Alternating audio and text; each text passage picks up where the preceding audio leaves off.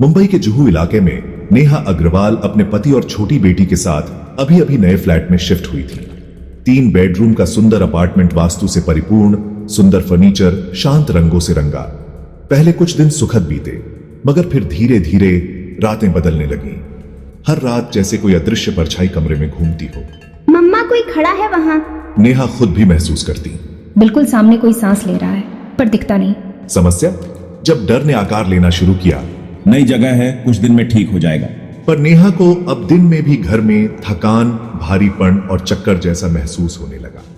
रसोई में दूध उफन कर गिर जाता, मंदिर में दिया बुझ जाता। कहीं कुछ तो है इस घर में। समाधान की खोज जब किसी ने कहा सन मून सोल का नाम। तू लामा फेरा के बारे में सुना है? विपुल जोशी जी को बोला, वे सिर्फ वास्तु नहीं ऊर्जा को पढ़ते हैं। और अगले दिन ही नेहा ने सन मून सोल से संपर्क किया। जांच जब ऊर्जा ने सच उगल दिया। विपुल जोशी जी घर आए।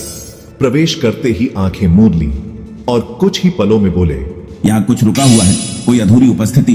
उन्होंने धीरे धीरे घर के कोनों को नापा।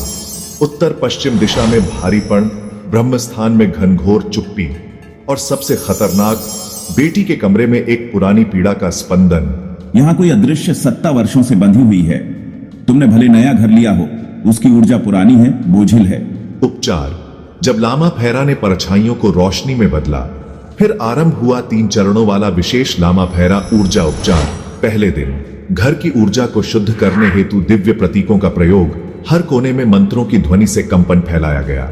दूसरे दिन 5 तत्वों का संतुलन, ब्रह्मस्थान में अग्नि ऊर्जा का जागरण, रसोई, मंदिर और बच्चों के कमरे में ऊर्जा की नई रक्षा रेखा बनाई गई। तीसरे दिन परिवार के सदस्यों की व्यक्तिगत ऊर्जा को संतुलित किया गया, विशेषकर बेटी के चारों ओर एक सुरक्षात्मक ऊर्जा कवच स्थापित किया गया। परिणाम जब डर ने घर छोड़ दिया। तीसरे दिन की रात पहली बार बेटी चैन से सोई। नेहा ने महसूस किया, आज हवा कुछ और है, हल्की, साफ, आत्मीय।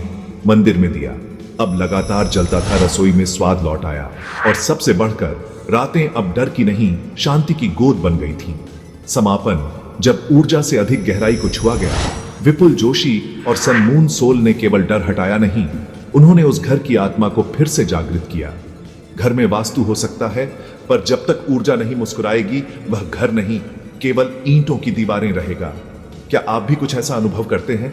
रात को बेचैनी, नींद में डरावने सपने, घर में घुटन, असामान्य घटनाएं? तो अब इंतजार मत कीजिए, आज ही सन मून सोल से जुड़िए और विपुल जोशी जी के पावन लामा फेरा उपचार से अपने घर को प्राण दें।